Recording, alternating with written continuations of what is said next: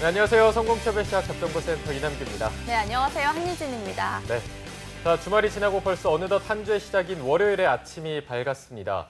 취준생 여러분들한테는 그래도 뭐 주말이건 평일이건 공휴일이건 그 의미가 크게 없겠지만 그래도 주말이란 단어가 사람을 좀 해이해지게 하는 그런 좀 마성의 힘이 있는 것 같습니다. 맞습니다. 금요일 저녁부터 왠지 두근두근하고 설레는 그런 마음은 정말 저도 어쩔 수가 없는 것 같은데요. 네. 그렇게 해이해진 마음을 붙잡고 월요일 오전부터 저희를 찾아주신 취준생 여러분들의 의지가 정말 대단하다고 생각이 듭니다. 네. 이렇게 아침 일찍 저희를 찾아주신 분들을 위해서 오늘 또 저희가 알찬 정보를 전해드리려고 노력을 해야 될 텐데 네. 오늘도 정말 찾아온 걸음이 헛되지 않도록 알찬 정보로 가득 꾸며봤으니까요. 끝까지 놓치지 마시고요. 네, 그럼 오늘도 월요병을 물리칠 월요일 잡정부센터 지금 출발합니다.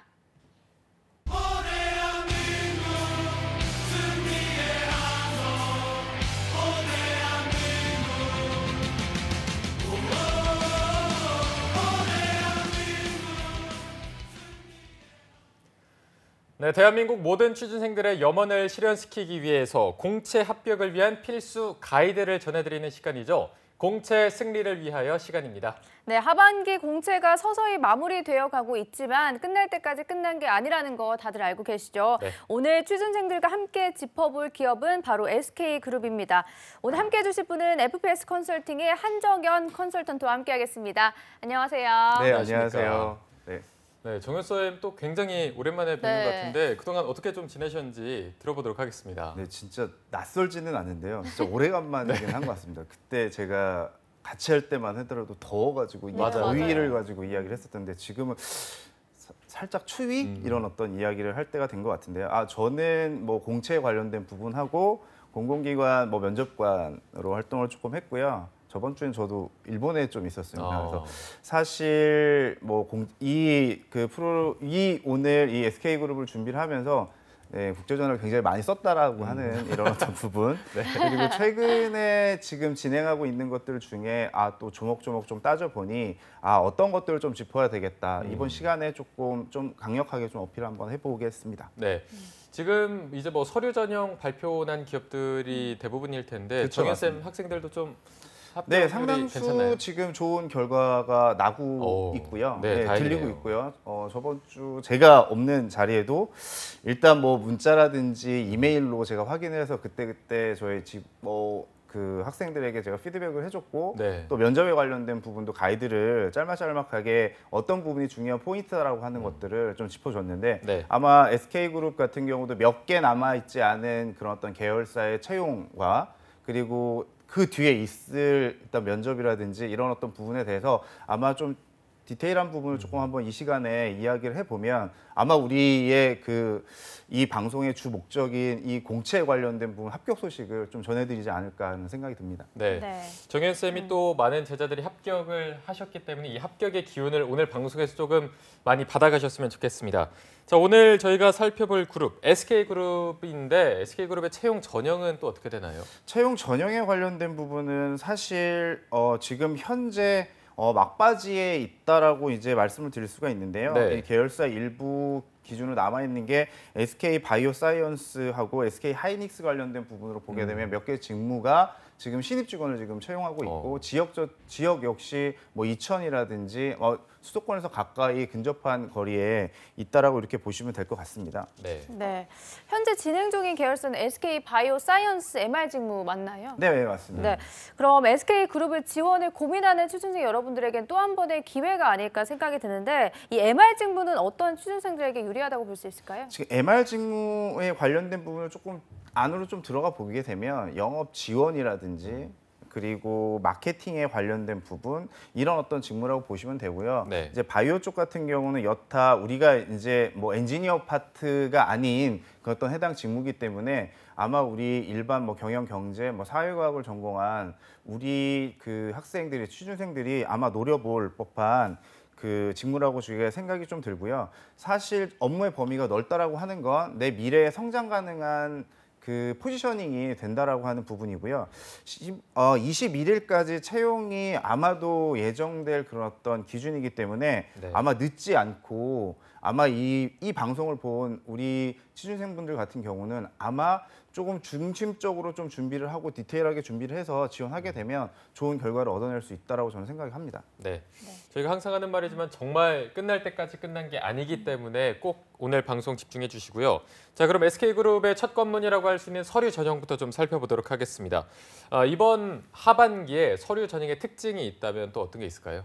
이 하반기에 서류 전형의 특징이라고 하는 건 뭐 SK그룹 같은 경우는 사실 모든 부분에 대해서 새로운 것들을 좀 추구하고 만들어내려고 하는 노력이 굉장히 강한 그룹이다라고 생각을 하시면 되는데 그 중에 경험의 가치라든지 역량의 가치에 관련된 부분을 세세히 좀 조목조목 디테일하게 좀 따진다라고 하는 게 아마도 자소서 내에도 그러한 항목들의 디테일을 굉장히 중요하게 평가 항목으로 칠 거고 네. 그리고 그 안에 관련된 부분을 보게 되면 나이라든지 아니면 전공에 관련된 부분 그리고 거기에 뭐 자격증 이러한 부분 외에 사실 좀 중요한 부분은 업무 특성상 좀 필요한 것들은 가점상 항목으로 조금 남겨놔서 조금 그 강조를 하는 부분이 있는데 우리 지원자분들께서 그 부분만 좀 중요하게 체크를 한다라고 하게 되면 사실 서류 전형에 관련된 부분은 그다지 어렵지는 않을 것이다. 근데 사실 경험치에 관련된 부분을 놓고 이야기를 한다라고 하면 우리가 학부에서 얻어낸 거 그리고 사회 경험에서 얻어낸 것들이 내 이야기여야만 된다라고 하는 거예요. 남의 이야기를 듣거나 전달하는 부분이 아니라 사실 작지만 내 이야기를 조금 강조해서 이야기하는 게 훨씬 더 강점이다라고 하는 부분을 말씀드릴 수가 있습니다. 네. 네, 알겠습니다. 그럼 본격적으로 자소서 전략을 짚어보기 전에 신세미 캐스터가 자소서 항목은 어떤 것들이 있는지 먼저 소개해 주시죠.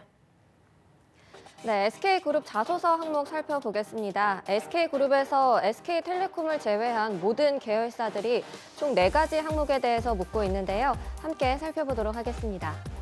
네, 첫 번째로 자발적으로 최고 수준의 목표를 세우고 끈질기게 성취한 경험, 그리고 두 번째로는 새로운 것을 접목하거나 남다른 아이디어를 통해 문제를 개선했던 경험, 세 번째로 지원 분야와 관련해 특정 영역의 전문성을 키우기 위해 꾸준히 노력한 경험, 마지막으로 혼자 하기 어려운 일에서 다양한 자원 활용, 그리고 타인의 협력을 최대한으로 이끌어내며 팀워크를 발휘하여 공통의 목표를 달성하기 위해 기여한 경험에 대해 서술하도록 돼 있는데요. 이렇게 4가지 항목을 살펴봤을 때 SK그룹은 유난히 경험에 대해서 집중하는 것을 알 수 있습니다. 어떤 경험에 대해서 어떻게 작성해야 할지 스튜디오에서 살펴보겠습니다. 네, SK그룹의 자소서 항목, 4가지 항목을 신세미 캐스터가 소개해 줬는데요. 네. 정현쌤이 보시기에 SK 자소서만의 특징이 있다면 어떤 거라고 볼 수 있을까요? 우리 신세미 캐스터분께서 말씀하셨듯이 경험에 관련된 부분을 굉장히 많이 묻죠. 이 경험이라고 하는 게 조금 나만의 좀 다른 것들, 그러니까 특이함을 이야기하는 건 아니고요. 네. 여기서 경험이라고 하는 건 내가 어떠한 목표라든지 가치를 추구했다라고 하는 부분을 내 나름대로 논리적으로 타인에게 어필할 수 있는 정도의 능력, 이게 무엇보다 SK그룹이 갖고 있는 사업 부분을 놓고 이야기를 하게 되면 사실 우리가 볼 수가 있어요. 최근에 우리가 그 광고에서 볼 수 있는 게 브로드밴드 같은 경우도 광고를 보게 되면 사실 참여도에 관련된 부분과 새로움에 관련된 부분, 혁신의 아이콘에 관련된 부분을 굉장히 많이 보여지죠. 짤막한 광고에서. 근데 그 이야기는 뭐냐면 전체적인 흐름 자체가 경험치에 관련된 부분을 강조한다라는 겁니다. 그래서 비즈니스를 하는 데 있어서도 기업에서 필요한 것들이 어떤 것들인지, 그리고 사실 경험이라고 하는 부분을 논한다라고 이야기하게 되면 상당히 좀 디테일한 부분을 조목조목 따진다라고 말씀드릴 수가 있고요. 디테일의 사실 끝장판이라고 볼 수가 있고, 문서 작업을 하는 데 있어서도 이러한 디테일이 사실 다른 기업에서 보여지는 것과는 약간 차이가 있다라고 하는 부분을 말씀드릴 수 있습니다. 네. 어쨌든 이 경험이 굉장히 중요하고 디테일의 끝판왕이라고 하신 만큼 어떤 뭐 구체성이나 논리성이 좀 뒷받침이 돼야 될 것 같은데 자소서를 쓸 때 이것만큼은 좀 조심을 해라, 유의해라 하는 게 있다면 어떤 게 있을까요? 대부분 우리 지원자분들, 저도 이제 서류 평가를 하면서 느낀 게 뭐냐면 뭘 배워서 그 배움을 가지고 기업에 발휘를 하겠다라고 하는 그러한 뉘앙스로 굉장히 많이 막연하게. 작성을 하시거든요. 네. 근데 그 부분은 뭐냐면 다수의 경쟁자들 안에 내가 가지고 있는 디테일함을 감추는 표현밖에 안 된다라고 제가 봅니다. 그러니까 사실 그러면 미칠 수 있는 그러한 디테일이라고 하는 건 사실 4년이라고 하는 학부 생활을 통해서 아주 작은 성취라든지 이런 어떤 성취를 했었던 나만의 가장 중요한 그 히든이 뭐였다라고 하는 부분을 좀 강조해서 말씀해 주셔야 되는데 이러한 핵심 포인트가 지금 빠지고 전체적인 부분을 추상적인 표현을 굉장히 많이 쓴다라고 하는 거예요. 그래서 이 추상적인 표현은 무엇보다 내가 가지고 있는 역량을 감춘다라고 이렇게 보시면 됩니다. 네, 알겠습니다.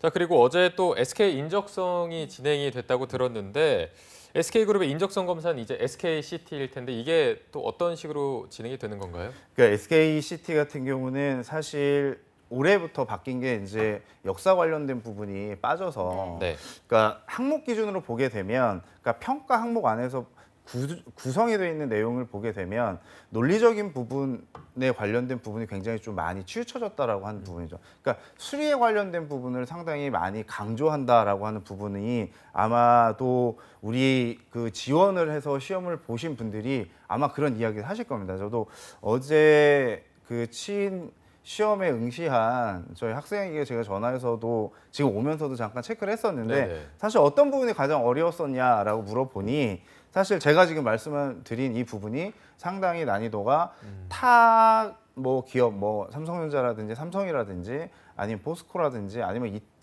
여타 기업보다 상당히 그쪽 부분이 조금 어려웠었다라고 하는 그런 어떤 수리와 부분. 관련된 부분. 네네 맞습니다. 네.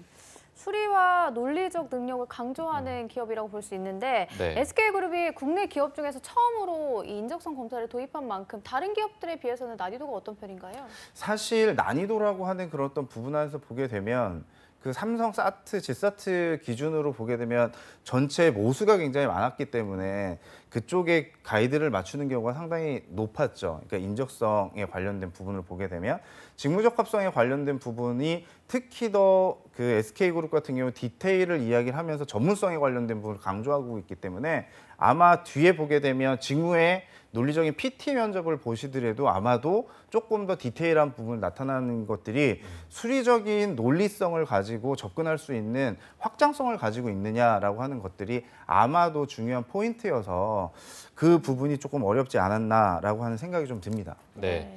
자, 저희가 정현 선생님과 함께 인적성까지 한번 살펴봤는데요. 이어서 SK그룹 공채 마지막 관문인 면접은 또 어떻게 치러지는지 신세미 캐스터가 또 짚어주시죠. 네, SK그룹의 면접은 1차와 2차로 평가를 하고 있는데요. 먼저 1차 면접 같은 경우는 직무와 인성을 평가하고 있습니다. 이때 계열사와 또 직무별로 다르게 평가를 하고 있고요. SK 밸류 면접, PT 그룹 디스커션, 시뮬레이션 면접, 영어 면접 이렇게 다양한 유형으로 평가를 하고 있습니다. 자세하게 한번 살펴보겠습니다. 네, 1차 SK 밸류 면접 같은 경우는 질문을 하고 또 답변을 하는 방식으로 진행이 되고요. 인성과 직무를 평가하는 면접입니다. 이때 다대일 면접으로 면접관 3명, 지원자 1명이 1대1로 대화를 주고받는 식으로 진행이 되고요. 평가는 열정과 도전, 창의, 책임감, 협업, 직무 전문성을 평가하게 됩니다. 그리고 2차 면접에서는 임원 면접이 치러지는데요. 이때 종합평가를 하고요. 인재상과 직무 역량을 평가합니다. 이때는 면접관 2명에서 3명과 지원자 3명에서 5명으로 치러지게 됩니다. 이렇게 1차 유형에 대해서 살펴봤는데요. 자세하게 한정현 쌤과 함께 살펴보도록 하겠습니다. 네, 또 많은 분들이 면접에 대해서 관심이 많으실 텐데 면접 평가 기준에 대해서도 좀 궁금해하실 것 같습니다. SK는 또 어떤 기준으로 평가를 하는지 이 부분도 좀 짚어주시죠. 네, 뭐 SK 같은 경우는 뭐 기업을 하나 말씀을 드리면 SK 하이닉스 경우는 직무에 관련된 부분을 굉장히 좀 중요도 있게 좀 다루는다라고 하는 부분을 네. 아마 알 수 있습니다. 면접에서 역시. 왜 그러냐면 공정이라든지 설비에 관련된 이러한 디테일을 아마 자기소개서 부분 안에 경험을 놓고 이야기를 했기 때문에 네. 이 경험이 아마 연결되는 직무하고 유추가 될 수 있는지 이런 어떠한 역량을 가지고 있는지 이 부분을 좀 세세하게 따진다라고 보시면 될 것 같고요. 사실 그 전문성을 증명할 수 있는 핵심 키워드가 어떤 건지 그 지원자분들이 작성하신 자기소개서를 한 번 다시 봐야 될 그런 필요성은 좀 있습니다. 네. 또 디램이라든지 랜드 메모리 관련된 그리고 반도체에 관련된 부분 이쪽 부분 2000 같은 경우는 굉장히 많은 그 자금을 지금 투자하겠다라고 그런 어떠한 그 미디어에 발표를 한 이런 어떤 상황이기 때문에 이 엔지니어는 응당 전문성에 관련된 부분 그리고 그 전문성에 관련된 부분을 통해서 내가 실험을 통해서 연구에 관련된 이게 성공이 아닌 뭐 실패의 원인도 사실 중요한 그 가치로 표현될 수 있다라고 하는 부분을 강조하는 게 무엇보다 좀 중요하다고 제가 보입니다. 네. 네. 먼저 1차 SK 밸류스 면접과 2차 임원 면접으로 나뉘는데 먼저 지원자들이 받게 되는 질문부터 좀 다르다고 볼 수 있을까요? 네, 뭐 1차 면접에서는 저희가 뭐 늘 알고 있는 그러니까 원활화된, 그러니까 일반화된 것들, 그러니까 자기소개서 위주로 보게 되면 밸류에 관련된 부분은 아마도 직무에 관련된 부분과 인성에 관련된 부분 이걸 아마도 종합적으로 물어본다라고 보시면 되는데 철저하게 자기소개서 위주로 접근한다라고 보시면 됩니다. 그 범주를 넘어서는 무언가들을 어떤 것들 그 질문으로서 도출해낼 수 없기 때문에 사실 자기소개서에 관련된 부분 안에서 내가 직무에 관련된 부분으로 정확히 표현이 됐는지 다시 한번 체크를 하셔야 됩니다. 네. 내가 사실 우리가 공채를 준비하면서 우리 취준생분들이 약간 그 실수하는 부분이 그룹별로 다른 직무를 지원하는 경우가 있거든요. 네. 그래서 착각해서 자기소개서에 쓰는 경우가 없을 것 같은데 그게 상당히 많습니다. 그래서 제가 뭐 방송에서 잠깐 들었던 건 인사 담당 저도 이거 인사 담당자한테 확인했는데 SK 같은 경우는 마찬가지예요. 보게 되면 내가 지원한 그 직무에 관련된 그 명확한 해당 직무를 작성을 하지 않고 사실 서류가 합격하는 케이스도 있기 때문에 이게 면접에서는 본인들 발목을 잡을 수가 있다. 근데 사실 그렇다라고 하게 되면 면접 자리에서는 압박 면접이 다소 그런 경우에는 진행이 되기 때문에 절대 면접관하고 싸우려고 달려들어서는 안 된다. 그 논리적으로 보게 되면 잘못했다라고 하는 그런 어떤 부분, 내가 실수를 인정하는 그런 어떤 포인트, 이거는 그러니까 우리 취준생들이 꼭 알고 있어야 되는 그런 어떤 부분이라고 저는 생각합니다. 네. 방금 말씀하신 SK 밸류스 면접이 자소서를 기반으로 해서 압박 면접이 펼쳐진다고 했기 때문에 아까 그래서 좀 자소서를 다시 봐라 이렇게 말씀해 주신 게 아닌가 생각이 듭니다. 그러면 이게 실제로 어떤 질문이 나오는지 기출 문제 같은 게 좀 있을까요? 네, 뭐 일단 뭐 행동지향적인 질문이 있는데요. 이거는 아마 우리가 자기소개서 항목에서 잠깐 봤었던 항목입니다. 네. 최근에 진취적으로 진행했었던 것이 뭐가 있느냐. 뭐 이런 것들을 구체적으로 말씀 한번 해주세요. 네. 여기서 구체적이라고 하는 것들이 굉장히 중요한 거죠.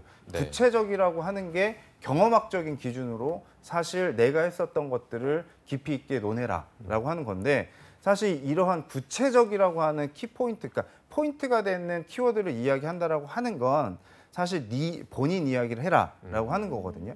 그러면 가장 중요한 거는 내가 경험했었던 것들을 이야기를 해야 되는데 대부분 지원자분들께서 우리 기업이 어떠한 역량을 가지고 있고 좋은 기업이다라고 하는 것들을 포장을 먼저 그 서두에 두 갈씩 소위 말하면 중요한 부분을 그런 시간적인 부분과 쓸데없는 이야기로 날려버리는 케이스가 굉장히 많습니다. 네. 그래서 뒤에 사실 내가 생각한 그 부분 안에서 이 구체적이라고 하는 경험을 조금 앞쪽으로 가지고 와서 이야기를 하는 게 좀 좋겠다라고 하는 부분입니다. 네. SK그룹 면접 질문을 들어보니까 이게 꼬리에 꼬리는 물은 계속해서 구체적인 답변을 이끌어내려고 한다라고 하셨는데 이게 면접관들이 이런 식으로 질문을 하는 이유가 압박을 해서 이거를 잘 이겨내는 거를 보려고 하는 거지 아니면 특별한 이유가 있을까요? 사실 최근에는 기업, 그러니까 뭐 SK그룹도 마찬가지고 뭐 삼성도 마찬가지고 뭐 코오롱, 뭐 포스코 다 마찬가지지만 팀제로 운영이 되면서 사실 그 내가 가지고 가는 업무의 범위 자체가 굉장히 넓습니다. 업무 스펙트럼 자체가. 그리고 내가 정확한 부분은 내 선에서 의사결정도 어느 정도 할 수 있는 정도 역량을 본다라고 하게 되면 업무에 정말 적합한 사람인지에 관련된 부분을 다각도로 확인할 수밖에 없죠. 그럼 그 짧은 시간에 물어볼 수 있는 게 아마 질문 하나를 통해서 한 두세 가지의 역량을 지금 도출해낼 수 있다라고 저희는 이제 인사를 하는 사람들은 이야기를 통상적으로 하는데 사실 그렇게 해서 100% 만족하는 인재를 뽑으면 상관이 없는데 그렇지 네. 않은 경우도 있습니다. 근데 그게 그 빈도수로 이야기하게 되면 압박을 주려고 하는 거는 절대 아닙니다. 근데 지원자 입장에서는 사실 심리적으로 굉장히 어려운 상황이고 불안한 상황이기 때문에 그게 압박으로 느껴지는데 사실 조금 더 심호흡을 하고 내가 경험한 것들 기준 안에서 정돈되게 이야기한다라고 하게 되면 경험을 물어보는 거기 때문에 조금 더 쉽게 다가설 수 있다고 저는 생각을 합니다. 네. 어쨌든 뭐 압박을 위한 압박 면접은 아니고 이게 자소서부터 조금 구체적으로 적다 보면 면접도 그렇게 압박으로 다가오지 않을 수가 있겠네요. 사실 그렇습니다. 이게 디테일이라고 하는 부분은 내가 얼마만큼 심사숙고를 했느냐라고 하는 그런 어떤 부분이기 때문에 네. 이 고민의 깊이가 사실 그 면접장에서는 거기 올라온 그 지원자들은 사실 크게 떨어질 이유는 없어요. 근데 그 안에서 아주 미미한 거기 때문에 네. 이 면접이 어떤 것들을 원하는지, 요하는지에 관련된 부분을 한번 그러니까 생각을 한번 해보시는 게 중요한 포인트인 것 같습니다. 네. 그리고 정현 쌤도 이제 실제로 네네. 면접관으로서 이제 일을 하셨을 텐데 네네. 이런 답변을 하면은 정말 탈락할 것 같고 좀 싫어지는 유형이 있다면 어떤 게 있을까요? 그러니까 이런 거예요. 그러니까 본인이 우리 회사에 왜 지원을 했는지 목적성이 없고 이런 친구들이 있어요. 그러니까 이거는 뭐 사기업이든 공기업이든 아니 공무원이든 네. 다 똑같은 것 같습니다. 내가 이 자리에 지금 왜 와 있는지에 관련된 궁극적인 목표가 있는 친구들을 저는 그게 가장 중요한 포인트라고 생각을 하고요. 좋은 회사죠. 좋은 회사에 관련된 부분 너무나 과대포장하는 형태로 이야기를 하는 거 이거는 굉장히 좀 금물이고 네. 사실 사실 그렇게 이야기를 하는 지원자다라고 하게 되면 저는 그 점수를 준다라고 하게 되면 가장 낮은 점수를 줍니다. 그게 이야기는 뭐냐면 사실 내가 가지고 있는 전문성이 부족합니다라고 하는 것들을 어필을 하는 거예요. 그 자리에서. 그러니까 다른 지원자들에 비해서 그러면 좋은 긍정적인 이야기를 들려준다라고 하게 되면 아마 좋은 점수를 줄 거다라고 대부분 생각을 하시는데 인사 담당자들 입장에서는 그 긍정적인 이야기를 듣고 싶어서 하는 게 아니라 본인이 가지고 있는 생각의 깊이라든지 업무의 그 적합성이라든지 업무를 내가 얼마만큼 고민했다라고 하는 그 고민의 흔적을 듣고 싶어 하는 거거든요. 그러니까 정확히 이야기하게 되는 그 포인트가 다른 거죠. 그래서 아마 지원자분들께서 그런 부분, 이 당위성에 관련된 부분을 정확히 어필하셔야 되는데 이 부분을 좀 빼놓고 어필하시는 게 너무나 힘든 것 같다라고 생각이 좀 듭니다. 네. 네, 알겠습니다. 그럼 계속해서 SK그룹 면접의 두 번째 유형은 뭔지부터 살펴보겠습니다. 이 부분은 신세미 캐스터가 소개해 주시죠. 네, SK그룹 면접의 두 번째 유형, PT와 또 토론 면접입니다. 함께 자세하게 살펴보도록 하겠습니다. 이 유형에서는 열정과 창의성, 표현력, 합리적 의사결정, 그리고 협동을 평가 항목으로 정하고 있고요. 시간은 2시간 30분으로 진행이 됩니다. 방식은 지원자 8명이 한 조를 이뤄서 면접관 3명이 평가 기록관으로 활동을 하고요. 개인 PT 같은 경우는 PT 면접에서 개인 PT 과제와 발표를 맡게 되고요.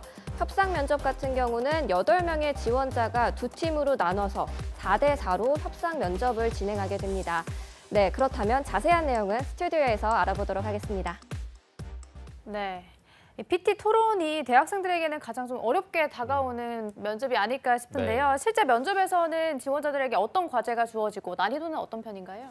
난이도라고 제가 말씀을 드리면 난이도는 중상 정도? 중상. 제가 보기에는 아마 업무에 관련된 부분으로 접근할 수 있는, 그러니까 발표 능력과 아니면 이 해석 능력, 이 문제를 해석할 수 있는 능력, 이런 부분인데 사실 아마도 답이 어느 정도 주어지는 그러한 그 면접 그 방법이 아닐까라고 하는 생각이 좀 드는데 PT 면접 같은 경우는 이제 SK 같은 경우 지금 뭐 실제 나왔었던 것들을 제가 좀 말씀을 좀 드리면 최근에 메탈 배선이라고 하는 그런 어떤 부분에서 알루미늄 대신 구리를 사용하는데 그 이유에 관련된 부분을 구체적으로 한번 설명을 한번 해봐라 이런 어떠한 명제가 주어지는데 네. 이거를 한 30분 정도 내가 고민을 해서 어떠한 뭐 도구나 자료 없이 그걸 설명을 통해 가지고 나타내는 거죠. 그러니까 기존 방식에 관련된 부분을 이제 반도체 관련된 부분 안에서 보게 되면 왜 알루미늄에서 이제 구리로 넘어갔느냐라고 하는 그런 어떤 부분에 대한 논리적인 접근 그리고 지식적인 접근, 전문성에 관련된 접근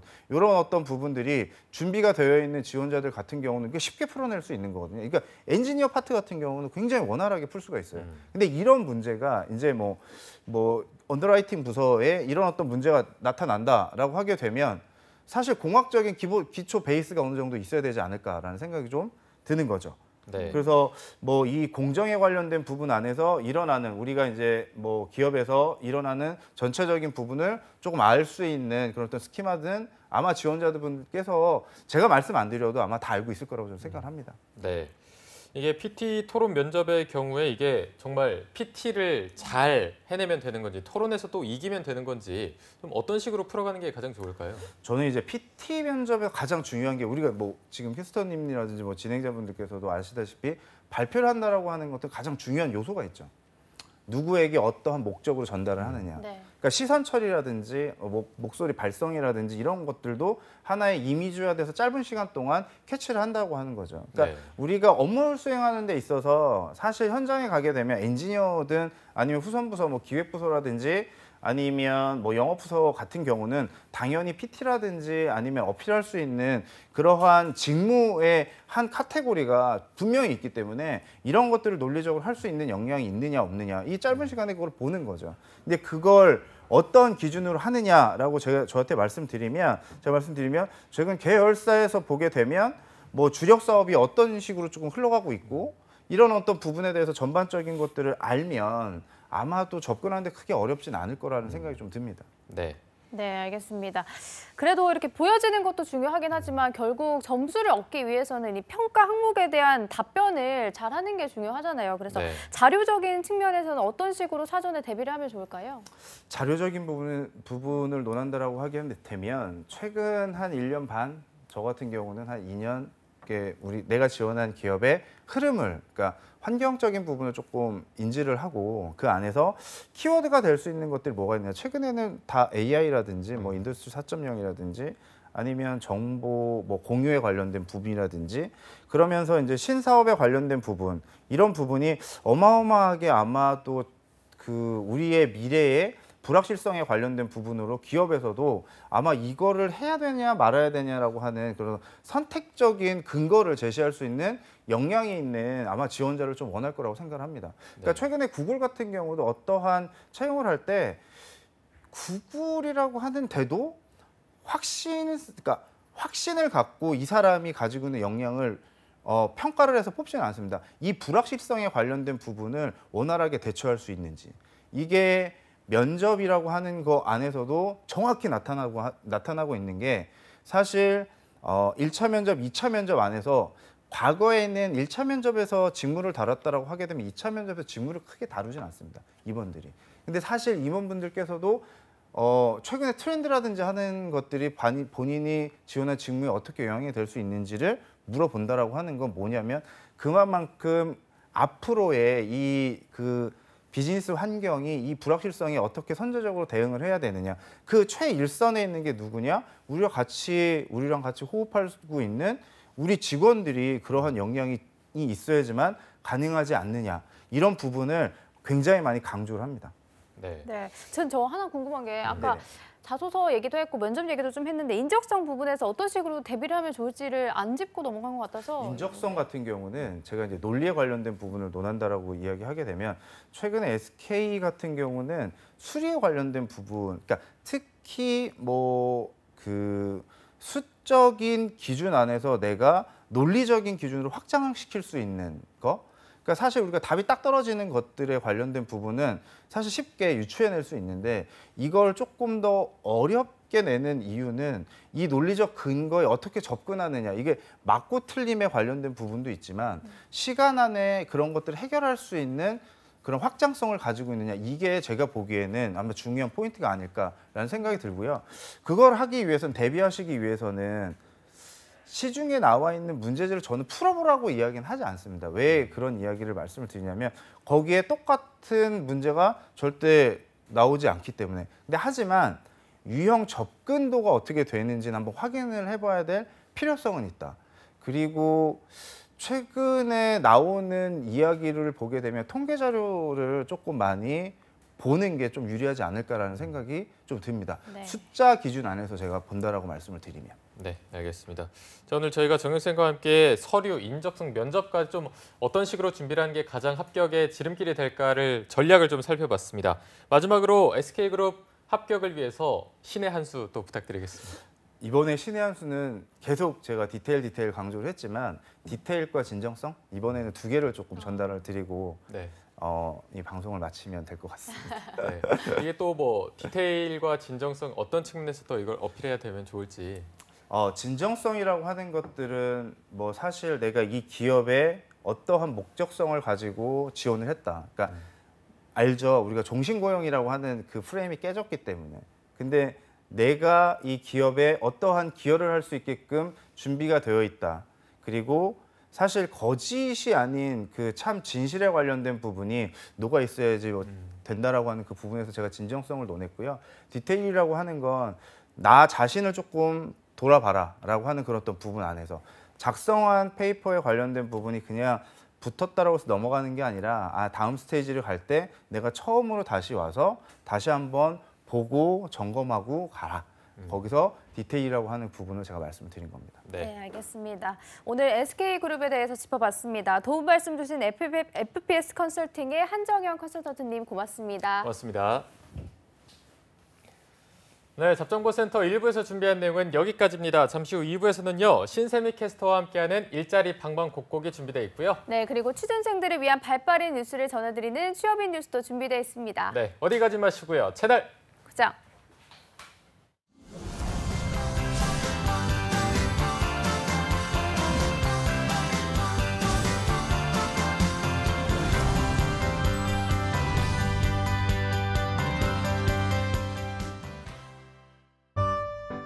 쉴 새 없이 바쁜 중에도 어김없이 찾아오는 오늘.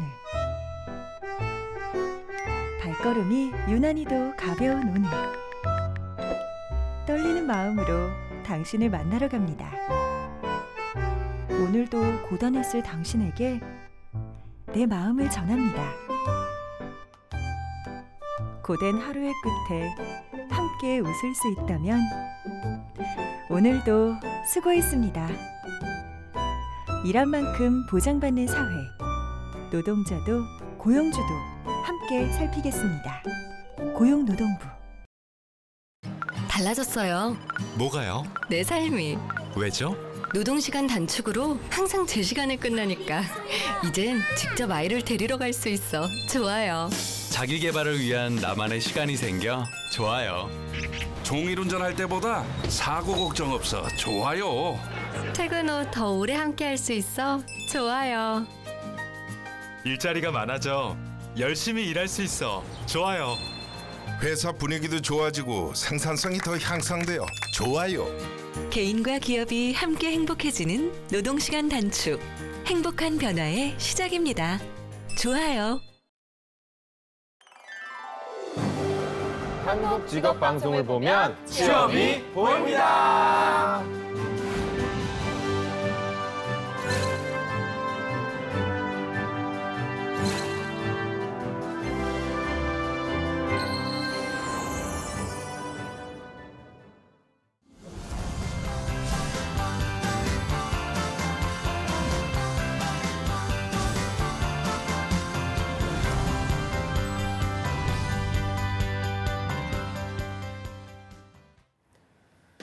네, 성공취업의 시작 잡정보센터 2부의 문을 또 활짝 열어봤습니다. 저희가 2부에서는요. 전국 각지의 생생한 채용 소식을 발빠르게 만나보는 일자리 방방곡곡이 준비되어 있고요. 네, 그리고 취준생들이 꼭 알아두면 좋은 뉴스들만 골라서 전해드리는 취업인 뉴스도 준비되어 있습니다. 먼저 일자리 방방곡곡부터 바로 만나보시죠.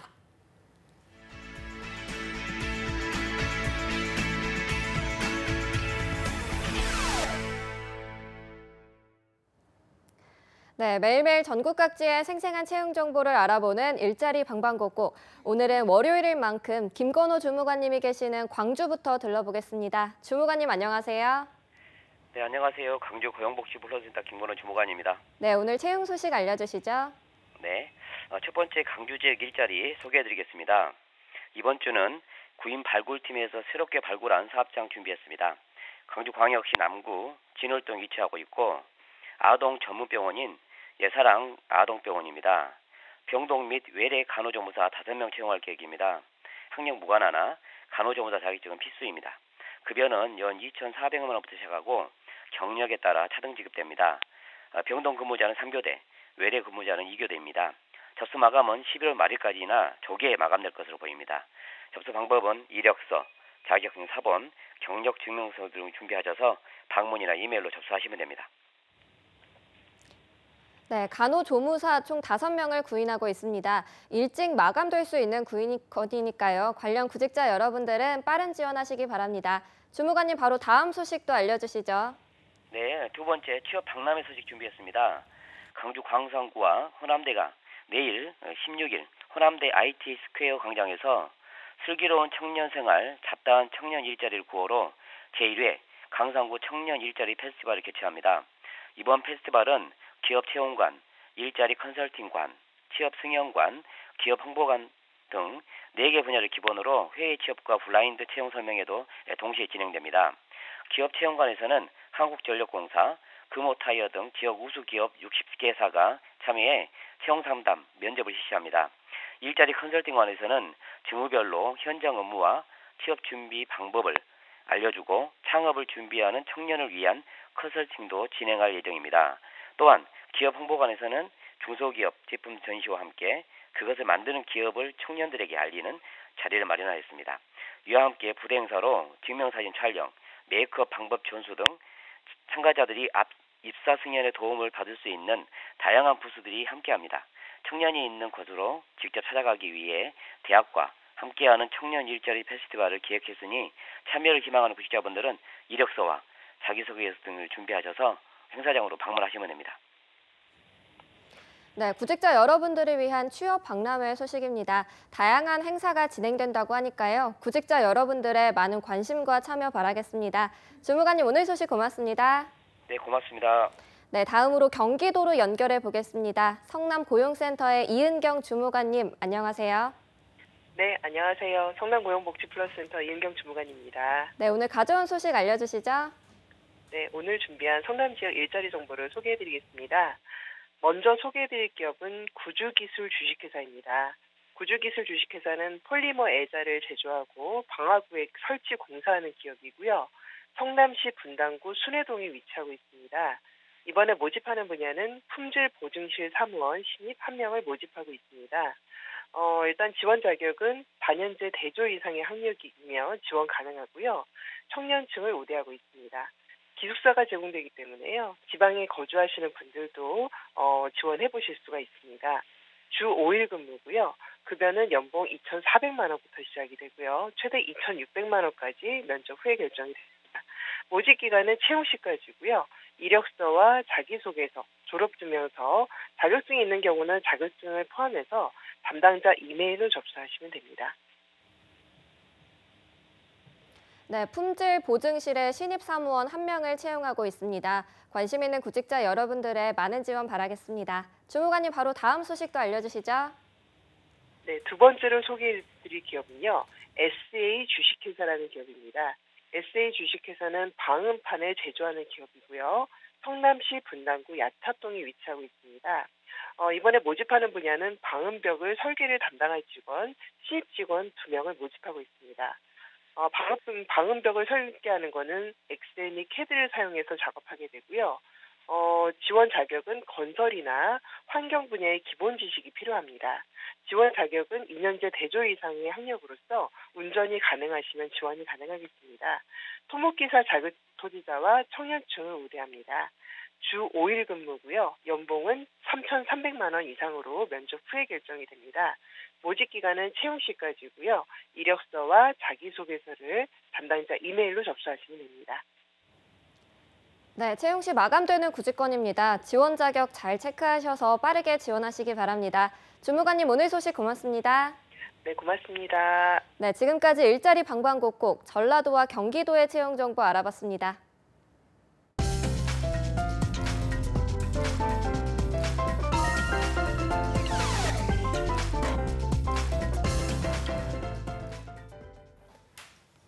네, 이어서 구직자들이 꼭 알아야 할 소식들을 발빠르게 알아보는 코너죠. 취업인 뉴스 시간입니다. 네, 오늘 수고해 주실 잡정보센터 2부의 도우미 신세미 캐스터 함께하겠습니다. 안녕하세요. 안녕하세요. 네, 안녕하십니까. 네, 그리고 또 한국직업방송 대학생 서포터즈인 드림스피커즈 3기 중앙대학교의 송승현 학생과 오늘 특별한 시간 갖도록 하겠습니다.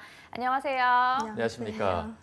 네, 승현 씨가 벌써 이렇게 자리에 모신 게 4번째 학생으로 저희가 모시게 됐는데 먼저 자기소개를 저희가 아니라 좀 시청자분들을 위해서 한번 부탁드리겠습니다. 네, 안녕하세요. 저는 한국직업방송을 알리는 대학생 서포터즈인 드림스피커즈로 활동 중이고 시각디자인학과를 재학 중인 송승현입니다. 네, 중앙대학교 시각디자인학과를 전공을 하고 계신데 지금 학번이 어떻게 되시죠? 저는 1호 학번. 1호 학번. 저희가 항상 오면 나이 확인부터 하는 게 뭔가 습관이 돼갖고 1호 학번이면 지금 학년이 어떻게 되는 거죠? 원래는 4학년인데 저는 지금 3학년을 마치고 휴학 중이에요. 그러면 어느 정도 이제 또 직업 준비, 구직 활동도 조금 하고 계신 건가요? 나름 취업에 되게 관심이 요즘 많은 것 같아요. 그래서 자연스럽게 저희 방송을 또 알게 되셨고 잡정보센터를 사랑하게 되시고. 네, 저희 시청 많이 해주셨을 것 같은데 오늘 잡정보센터에 임하는 각오가 어떤지부터 들어보겠습니다. 네, 저도 아무래도 졸업을 1년 앞둔 상태여서 그런지 취업에 되게 관심이 많은데 이렇게 취업의 다양한 정보를 제공해주는 잡정보센터에 나오게 돼서 되게 영광이고 이번에 좋은 정보 많이 전달하고 갈 수 있도록 노력하겠습니다. 네. 드림 스피커즈 분들이 나와서 저희 입으로 직접 말하기에 민망한 말들을 정말 속 시원하게 해주셔서 저희는 또 감사한 마음인데 오늘 정말 승현 씨가 준비를 많이 해오셨을 것 같습니다. 첫 번째 기사는 또 어떤 건가요? 네, 하반기 공채 취업 시즌에 딱 맞는 소식을 들고 왔는데요. 인적성 시험 기간이 차례대로 마감이 되면 이제 면접 시즌이 다가오죠. 면접 시즌에서 가장 두려운 것이 바로 시사상식 아닐까 싶은데요. 사실 시사상식이라는 것은 범위가 굉장히 넓기 때문에 평소에 쌓아두어야 하는 지식이지만 시간이 항상 부족한 취준생들에게는 시사상식이란 그저 하지만 막상 다가가기 두려운 존재로 받아들여져 있습니다. 하지만 최근 들어 기업과 공공기관 채용에서 시사상식과 이슈를 다루는 비중이 커진 만큼 미리 준비하고 익혀둬야 면접에서의 경쟁력을 높일 수 있어 언제까지나 미뤄둘 수 없는 노릇인데요. 오늘 제가 조금이나마 면접에 나올 만한 시사상식 키워드를 공유해드리려고 합니다. 네, 정말 저도 이렇게 시사상식을 준비해봤지만 말씀해주신 것처럼 범위가 정말 어마어마해서 혼자 준비하려면 막막해서 저도 친구와 같이 준비했던 기억이 있는데 이렇게 승현 씨가 소개를 해준다니까 취준생 여러분들한테 도움이 많이 될 것 같습니다. 그럼 먼저 바로 첫 번째 시사상식은 어떤 건가요? 네, 첫 번째로 알려드릴 시사상식은요. 제로페이라는 겁니다. 두 분은 혹시 어떤 건지 아시나요? 또 갑자기 퀴즈를 내시면 제로페이는 저는 뉴스를 많이 해봐서 알고 있기 때문에 좀 두 분의 대답을 먼저 들어보도록 하겠습니다. 저도 이렇게 정확한 개념은 모르지만 아무래도 삼성페이처럼 스마트폰을 이용해서 하는 결제 시스템이라고는 간략하게 알고 있습니다. 비슷해요. 네, 저도 그렇게 알고 있어요. 안 됩니다. 너무 좀 넘어가시네요. 아닌가요? 구체적으로. 저는 비슷하게 서울페이라고 들어봤는데 그것도 서울에서 뭐 수수료를 좀 안 내게 해주는 그런 거랑 비슷하게 수수료 제로 그런 페이 아닌가요? 이걸 좀 이제 정리를 해주시고.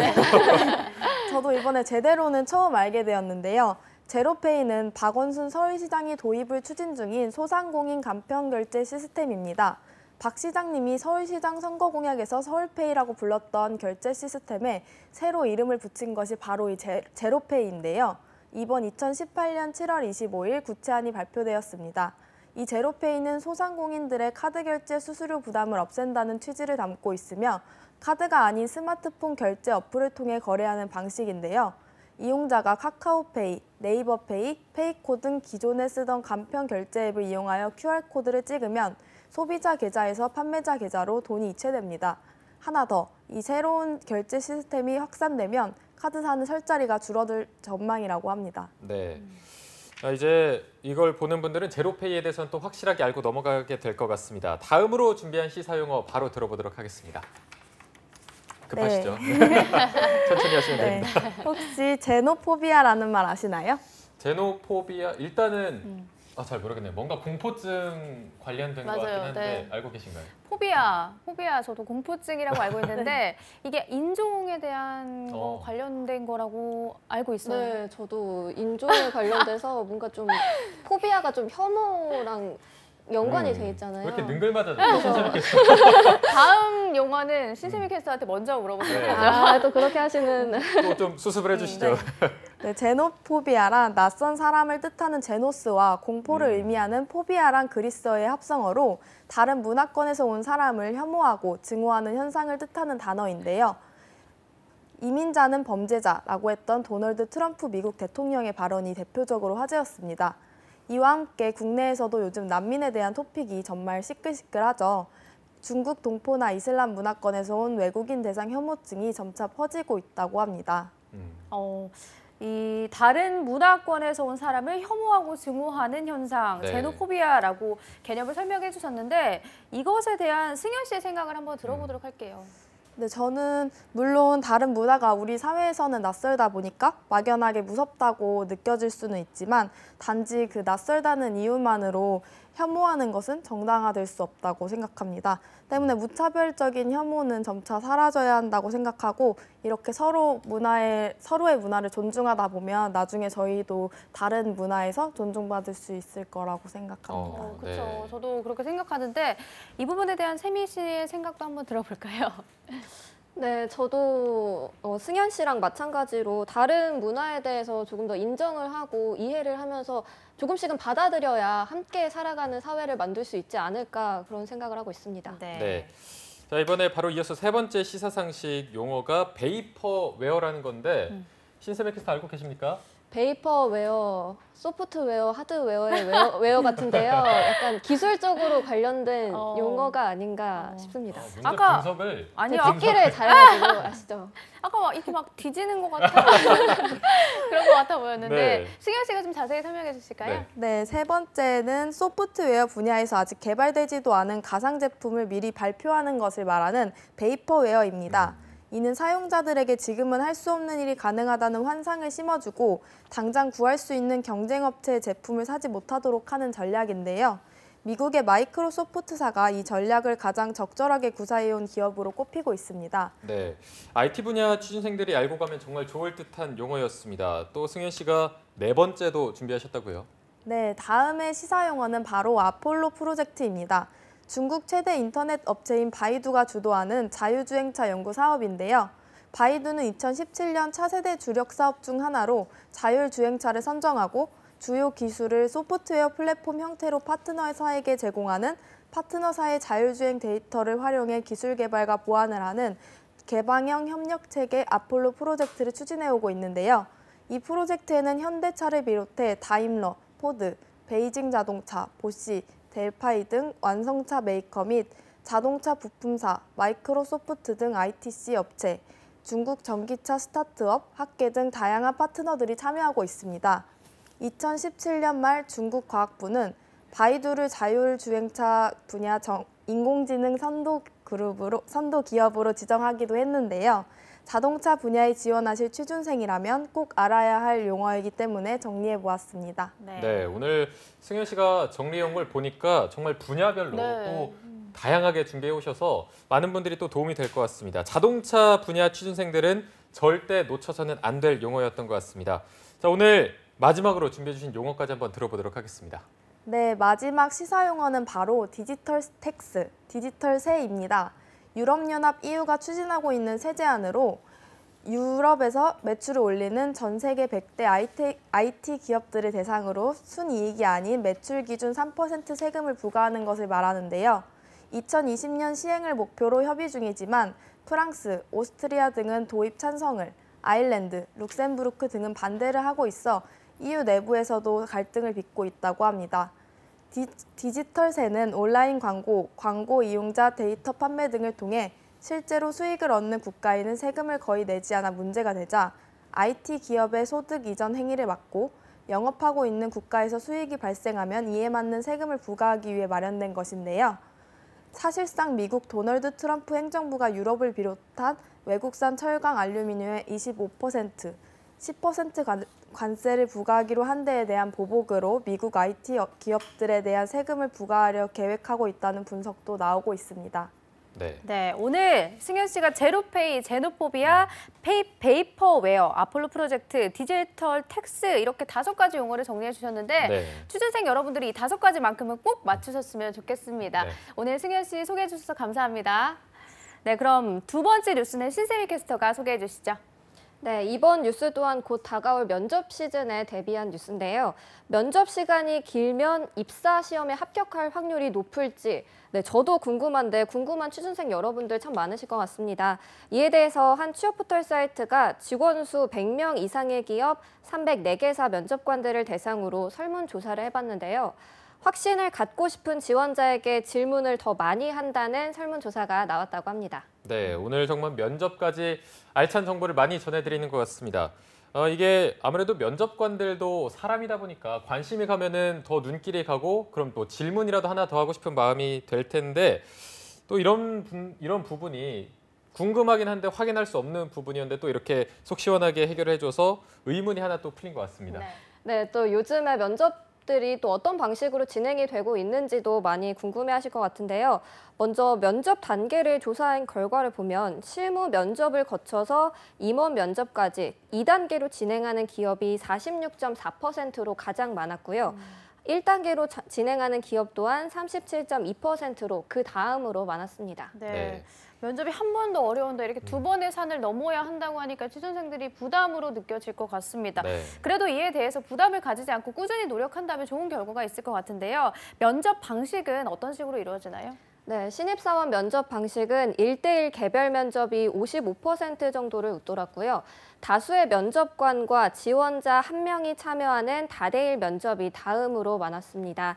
이어서는 모두 다수로 참여하는 다대다 면접이 많았고요. 또 면접관 1명과 지원자 다수가 참여하는 1대다 면접이 수치상으로는 가장 적었지만 약 9%로 적지만은 않은 수치였습니다. 네. 자, 저희가 이렇게 일반적인 면접에 대해서도 알아봤고 또 요즘 이슈화되고 있는 면접들도 있는데 이건 또 어떤 건지 소개 한번 부탁드립니다. 네, 요즘 가장 이슈화되고 있는 면접은 블라인드 면접이 아닐까 싶습니다. 이를 진행하고 있는 기업은 약 12% 정도였고요. 이어서는 PT 면접, 이색 면접, 토론 면접 등으로 이를 도입하고 있는 기업들은 상대적으로 조금 적은 수치를 보였습니다. 그런데 이게 질문을 더 많이 받는 게 합격에 영향을 미치는지 저도 실제로 면접을 보면서 굉장히 궁금했거든요. 이에 대한 평균 면접 시간이 어떨지도 궁금한데 어떤 편인가요? 네, 면접 시간은 조사 결과에 따르면 지원자 1명 기준으로 평균 25.6분으로 집계가 됐는데요. 시간별로는 20분에서 30분 정도 진행하는 기업이 과반수 이상으로 많았다고 합니다. 또 지금 이 시점에서 면접 시간이 길다면 합격할 확률이 높을 것인지 궁금해하실 것 같은데요. 이에 대해서는 면접관 절반 이상으로부터 지원자의 개인차가 크기 때문에 대중 없다라는 의견이 대부분을 이뤘습니다. 네. 이제 뭐 신세미 캐스터도 기업 채용을 진행을 하면서 많이 면접을 봐봤겠지만 실제로 좀 면접 시간이 어땠던 편이었나요? 근데 저는 의외로 면접 시간이 짧았을 때 합격한 경우가 조금 있어가지고 원래 질문을 안 받게 되면 약간 나와서 불안하잖아요. 왜 나한테 질문을 안 하지? 왜 나는 이렇게 짧게 끝나지? 이렇게 생각을 하는데 저는 좀 이거랑 반대로 짧았는데 됐던 경우가 좀 있었던 것 같아요. 그냥 그분이 너무 마음에 들어서 뭐 그랬었나 본데요. 질문이 필요 없다. 얘는 질문 안 해도 된다. 이렇게 생각하셨나 봐요. 네. 혹시 승현 씨는 아직 면접을 딱히 보신 적이 있나요? 저는 기업 면접은 따로 본 적은 없지만 이렇게 대외 활동 같은 면접에 아르바이트라던가 네, 그런 거는 많이 본 적. 봤을 때 이렇게 면접 분위기가 나한테 질문을 많이 했을 거나 이랬을 때 합격을 했던 기억이 있는지 아니면 면접을 질문을 안 받았는데도 합격을 했던 경험이 있는지. 이게 반반이었던 것 같아요. 저도 그 아나운서님처럼 오히려 아예 질문이 없었을 때 더 붙었던 적도 있고 이게 질문이 더 많이 던졌을 때 붙었던 적도 있고 그랬던 것 같아요. 사실 저도 이렇게 면접을 보다 보면 뭔가 느낌이 나한테 이게 포커스가 맞춰지고 있는데 또 떨어지고 이러면 정말 가늠할 수가 없더라고요. 그래서 이런 좀 대중 없다라는 의견이 대부분이 나온 게 아닌가 싶습니다. 또 이어서 소식을 전해주실까요? 네, 면접 시간이 짧은 지원자보다는 면접 시간이 긴 지원자가 채용될 확률이 높다고는 합니다. 네. 이어서 면접 중 어떤 지원자에게 질문을 더 하고 싶은지, 더 많이 하게 되는지 물어봤더니 채용할 만은 하지만 조금 더 확인하고 싶은 지원자에게 질문을 더 많이 하게 된다고 하고요. 또 자기소개서에 쓰인 내용과 면접장에서 말하는 내용이 다른 지원자, 채용하면 좋겠다고 생각되는 지원자, 그리고 왜 지원했는지 입사 동기가 모호한 지원자, 채용하고 싶지 않은 지원자 순으로 조사가 됐습니다. 네, 쌤들이 계속 말하지만 면접에서는 면접관님들이 내가 궁금해할 만한 거리들을 던져주는 게 가장 네. 중요할 것 같습니다. 오늘 많은 취준생 여러분들이 궁금해할 만한 것들을 준비해 주신 것 같습니다. 고맙습니다. 네, 고맙습니다. 자, 오늘 송승현 양의 이제 시사상식부터 신세미 캐스터의 면접 관련 팁까지 저희가 한번 알아봤는데 승현 씨가 또 굉장히 도움이 되는 시사상식을 열심히 준비해 오신 것 같아서 또 궁금한 게 하나가 승현 씨 고향이 어딘가요? 저는 서울. 아, 서울이에요? 네. 아, 전 아까 좀 긴장했을 때 사투리 비슷하게 나와서 대구나 그쪽이 아닐까 싶었는데 죄송합니다. 예. 오늘 저희가 승현 씨 고생하신 게 또 굉장히 많아서 마지막으로 소감 한마디 들어보고 마무리하겠습니다. 네, 이렇게 생방송 패널로 출연할 수 있는 기회가 흔치 않아서 좀 떨리기도 했는데 다들 잘 해주셔서 너무 감사했고 좋은 경험으로 남을 것 같아요. 오늘만 해도 많은 정보 얻어가고 앞으로도 새롭고 다양한 취업 정보들을 얻기 위해서 잡정보센터 꼭 챙겨보도록 하겠습니다. 네, 오늘 취업인 뉴스 신세미 캐스터 그리고 드림 스피커즈 3기 송승현 학생과 함께 취준생들을 위한 알찬 뉴스로 꾸며봤습니다. 다음 뉴스도 기대 많이 해주시기 바라고요. 오늘 수고해주신 신세미 캐스터 그리고 송승현 학생 두 분 고맙습니다. 고맙습니다. 네, 오늘 잡정보센터 준비한 내용은 여기까지입니다. 내일도 공채 합격을 위한 필수 가이드, 공채 승리를 위하여는 계속됩니다. 네, 저희는 내일 오전 10시에 웃는 얼굴로 찾아뵙겠습니다. 여러분 고맙습니다. 고맙습니다.